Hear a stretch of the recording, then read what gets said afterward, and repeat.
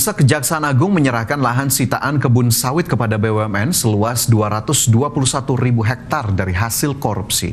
Lahan kebun sawit sitaan yang akan dikelola BUMN ini berasal dari 9 perusahaan yang tergabung di PT Duta Palma Group, di mana 7 diantaranya telah dilakukan penyerahan tersangka dan barang buktinya dari penyidik ke penuntut umum, sedangkan 2 perusahaan lagi masih dalam proses penyidikan.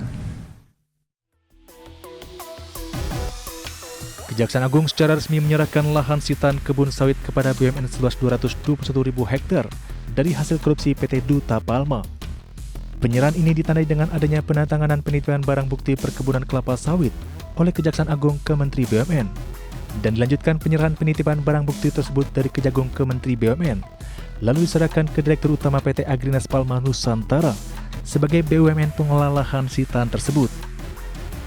Jaksa Agung Muda Tindak Pidana Khusus Ferby Ardiansa mengatakan, lahan kebun sawit sitaan yang akan dikelola BUMN ini berasal dari 9 perusahaan yang tergabung di PT Duta Palma Group, di mana 7 diantaranya telah dilakukan penyerahan tersangka dan barang buktinya dari penyidik ke penuntut umum, sedangkan 2 perusahaan lagi masih dalam proses penyidikan.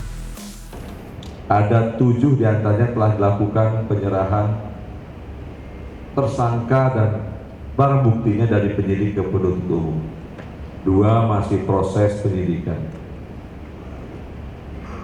Dari 9 tersangka korporasi tersebut, ada 37 bidang tanah bangunan aset perkebunan kelapa sawit dengan total luas 221.868,421 hektar atau 221.000 sekian hektar. Febri menambahkan ke-7 bidang tanah dari hasil sitaan Kejagung yang diserahkan ke BUMN ini memiliki luas 43.000 hektar yang tersebar di Provinsi Riau. Sedangkan 21 bidang kebun sawit lainnya tersebar di Kalimantan Barat seluas 137.000 hektar. Dari Jakarta, Riki Anwar di Tim Liputan IDX Channel.